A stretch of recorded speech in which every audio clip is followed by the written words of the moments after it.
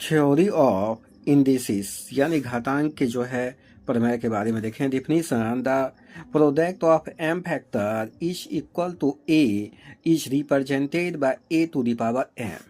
यानी एक power m के रूप में लिखते हैं। Prove that a to the power m multiply a to the power n equal to a to the power m plus n।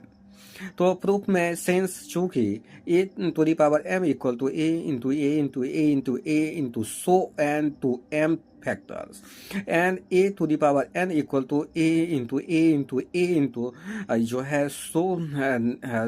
जो है दैट टू n फैक्टर्स तक। तो इस दोनों को हम देखें, एक to the power m multiply a to the power n तो इक्वल, इसका अर्थ हुआ equal to a into a into a into a जो है टू जो है m फैक्टर्स तक multiply a into a into a into so on to n factors. तो हम लिख सकते हैं कि इसे a को जो है m बार तक गुण मल्टीप्लाई करो a को जो है n बार तक, इसका अर्थ है a इंटू a तो जो है m प्लस n फैक्टर तक, यानी m और n factor m plus n factor तक a को मल्टीप्लाई किया जाता है। तो हम equal to a to the power m plus n, इसे हम लिखा जा सकता है a के power m plus n। Prove next question, prove that एक पावर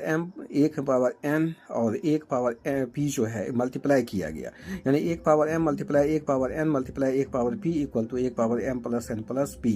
तो LHS देखते हैं प्रूफ में, एक पावर m मल्टीप्लाई एक पावर n मल्टीप्लाई एक पावर p, तो इस दोनों टर्म को अलग रख लेते हैं, मल्टीप्लाई एक पावर p तो दोनों जुड़ जाता है, यानी थ्योरम से तो एक to the power m plus n multiply एक पावर p, फिर इस दोनों पावर को ऐड किया जाता है, एक power m plus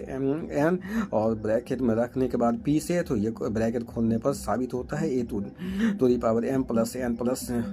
p equal to RHS। Thanks for watch regularly, यह चैप्टर जो है लगातार कंटिन्यू चलेगा। Thanks for watch.